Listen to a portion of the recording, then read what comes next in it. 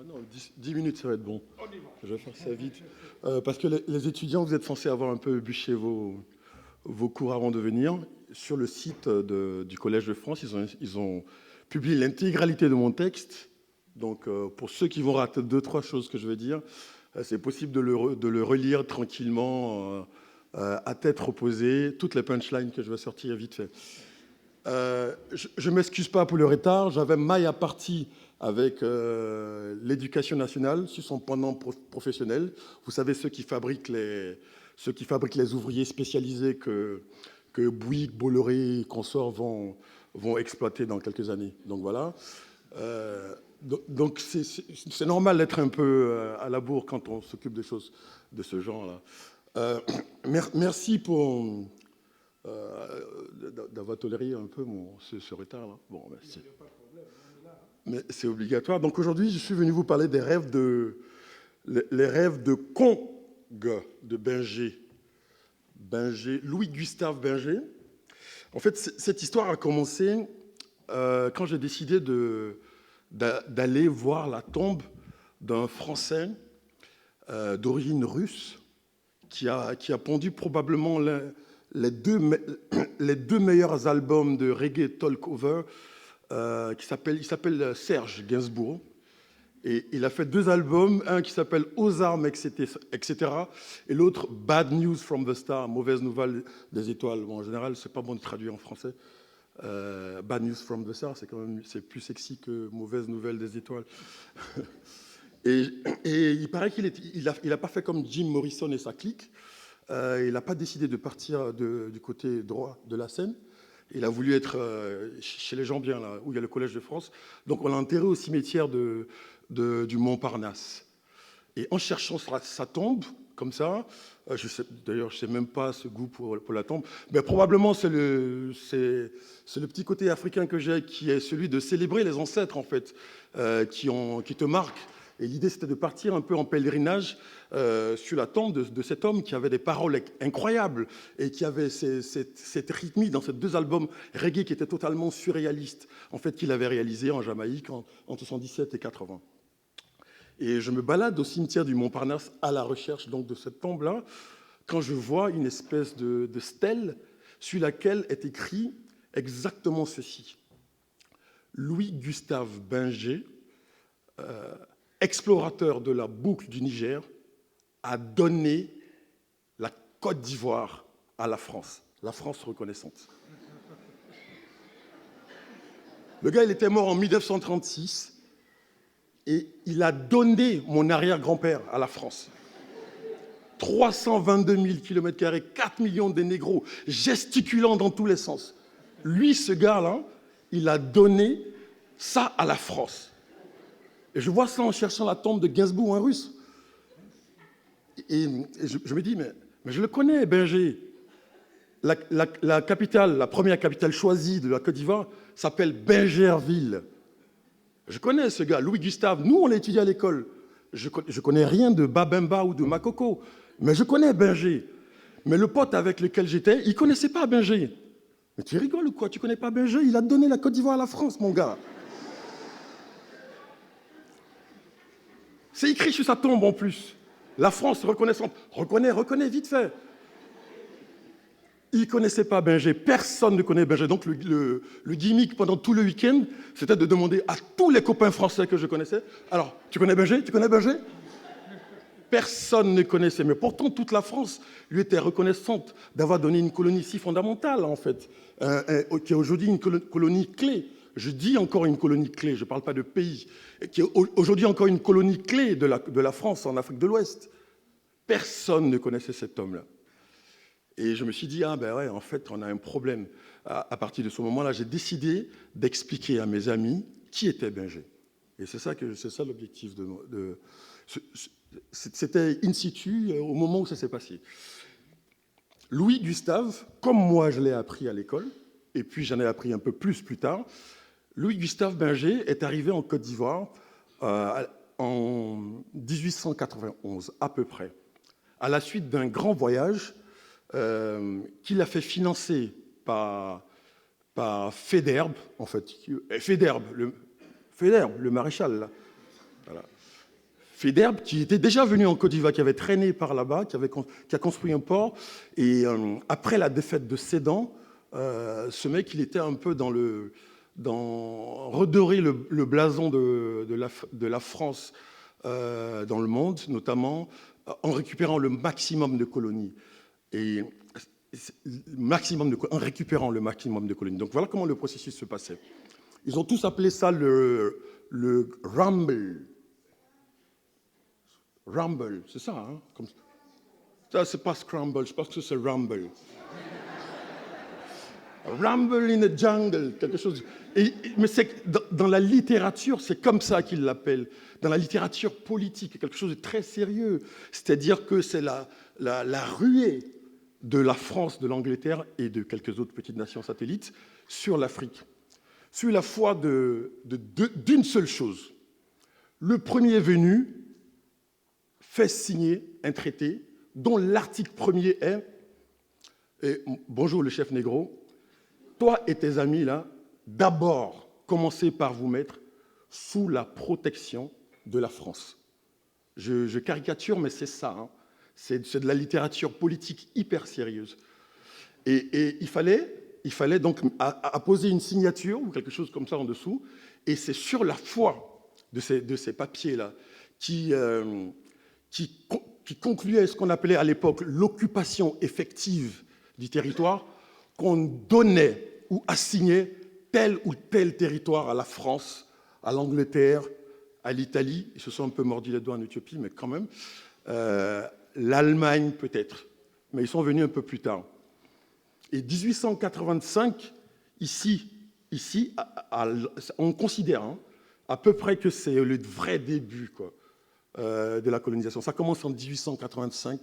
En 1900, l'affaire est pliée. 15 ans. L'affaire est pliée justement par ces petits papiers-là que des explorateurs vont faire signer à des chefs nègres là-bas dans la forêt. Qui pour qu'au total, bon, chez eux, la culture, c'est l'écriture. Chez nous, la culture, c'est l'oral. C'est quoi cette croix que tu mets? Bon, peut-être que le blanc, il pense vraiment ce qu'il dit, là. Et donc, voilà. Donc, Gustave Binger, il naît à Strasbourg, presque français, en 1856, à peu près.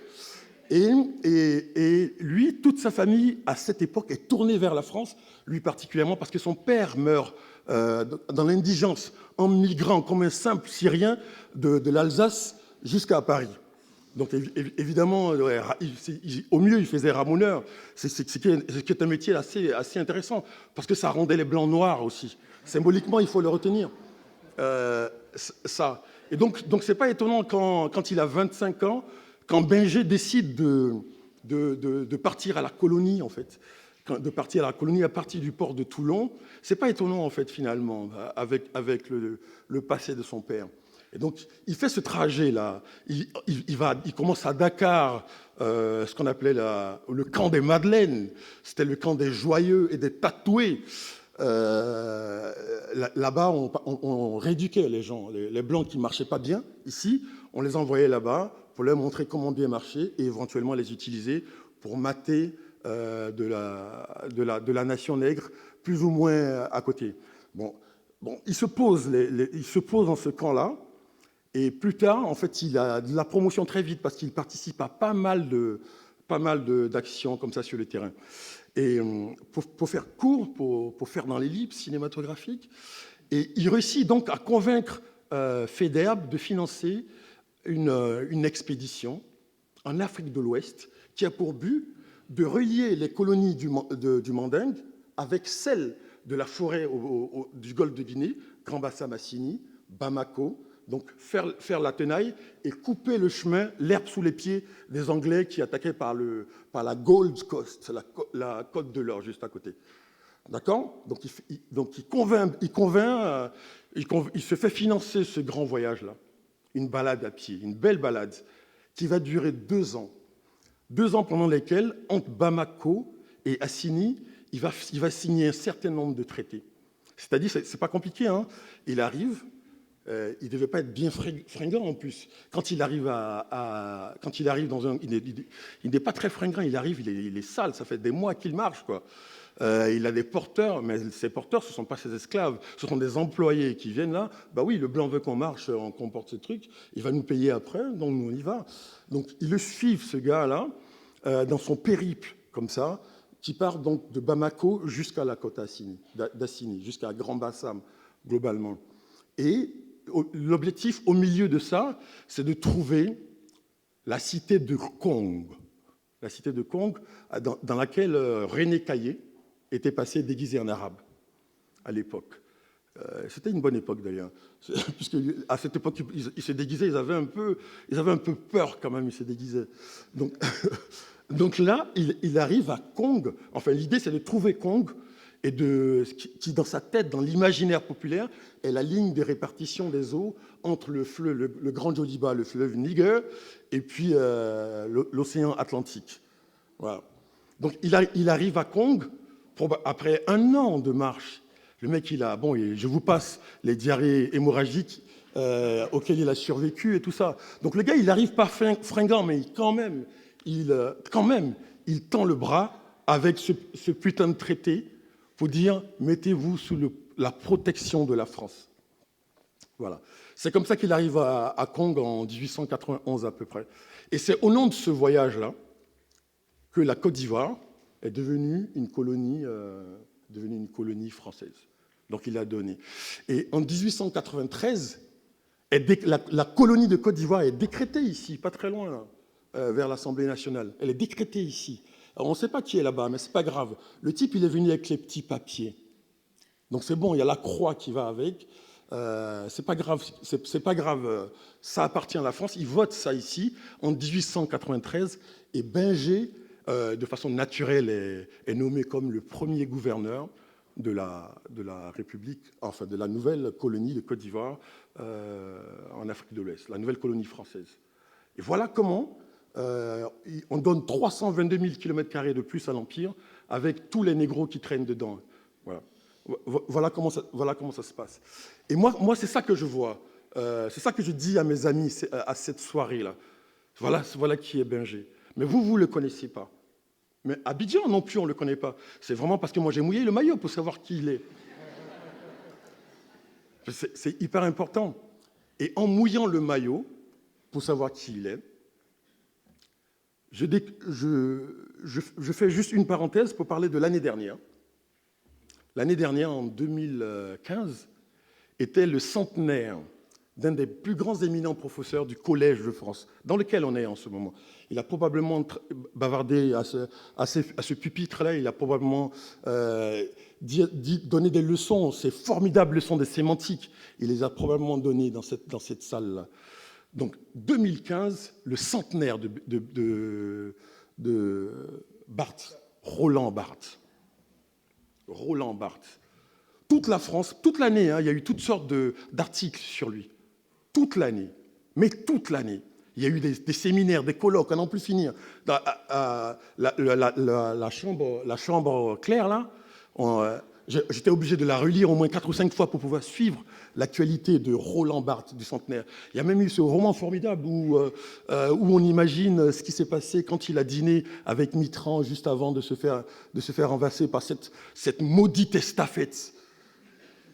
Tout le monde connaît ça, l'histoire de l'estafette, de Barthes et tout ça. Et toute l'année durant, nulle part, j'ai entendu ceci. Barthes, son grand-père, sa mère s'appelait Henriette. Henriette Binger. Binger. Le grand-père de Barthes a donné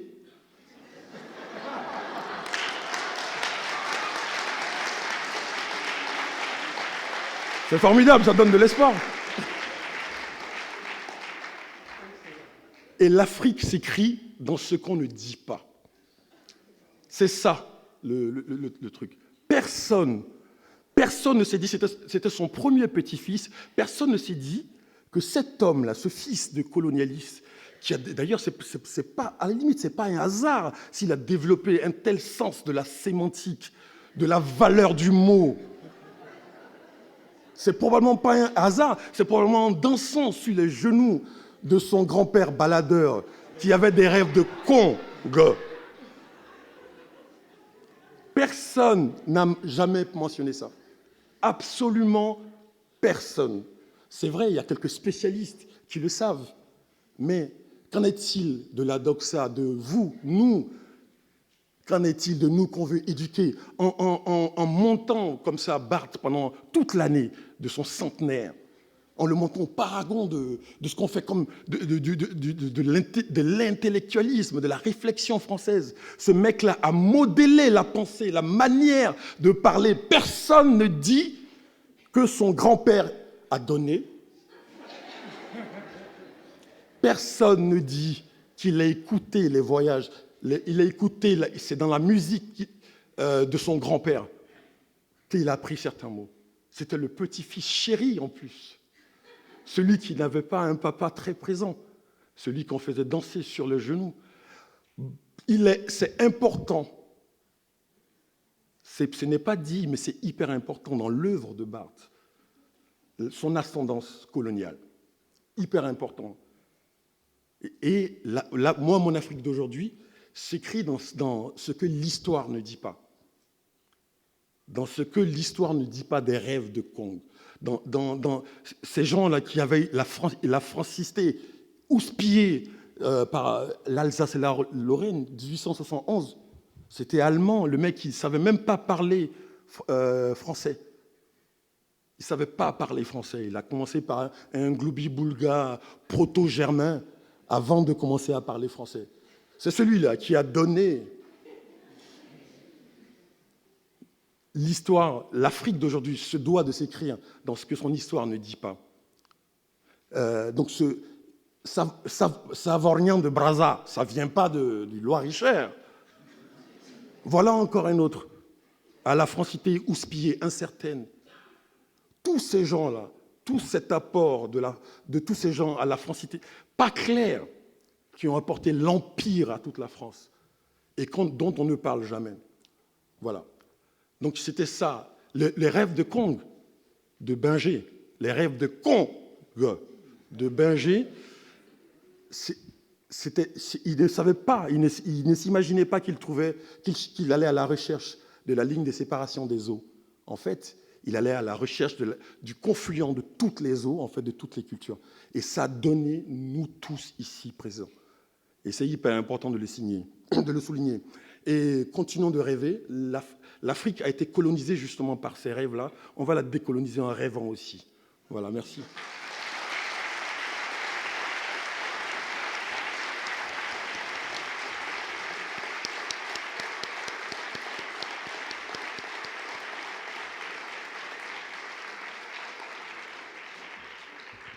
Bon, mais merci. Gauze, je crois que le scoop est passé. Hein? Maintenant, on dira, celui qui a donné, on monte là-bas de l'autre côté. Non, mais je pense que c'est cette vision également que je souhaitais en t'invitant ici. Je connais les longues discussions que nous avons et cet enthousiasme de la culture que tu as. J'apprends toujours beaucoup aussi, même dans la vie courante. Hein. Donc, dans la poursuite de cette démarche artistique, même Dieudonné Nianguna, donc le dernier de ces panels, Dieudonné Nianguna, est né au Congo-Brazzaville, donc dans mon pays d'origine, après des études à l'École nationale des beaux-arts à Brazzaville. On a parlé tout à l'heure de Savorgnan de Brazza.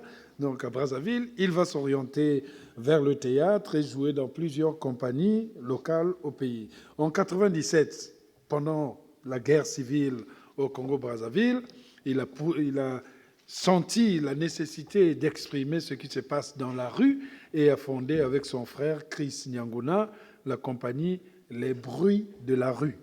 Il signe aussi des textes et des mises en scène de La colère d'Afrique, Bye Bye Carré Blanc. En 2006, il a mis en scène et joué dans La solitude des champs de coton de Coltès, présenté en France, en Afrique de l'Ouest et en Afrique centrale.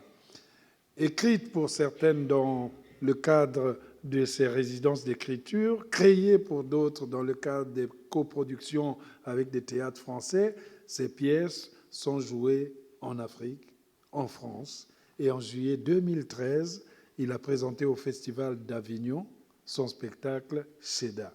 Récemment, nous sommes allés le voir au théâtre de Tarmac à Paris. Dieudonné Niangouma a interprété Machin la Hernie de Sonny Laboutancy dans une mise en scène de Jean-Paul Delors. C'était une prouesse saluée non seulement par la critique, mais aussi par le public. Et je vous dis que dans mon appareil photo, je n'avais cessé de le mitrailler. Écrire et jouer l'Afrique aujourd'hui, tel est le titre de cette intervention. Je sais que nous avons brûlé du temps, mais quand il y a des belles paroles comme ça, le ventre peut un peu attendre. Dieudonné Niangouna.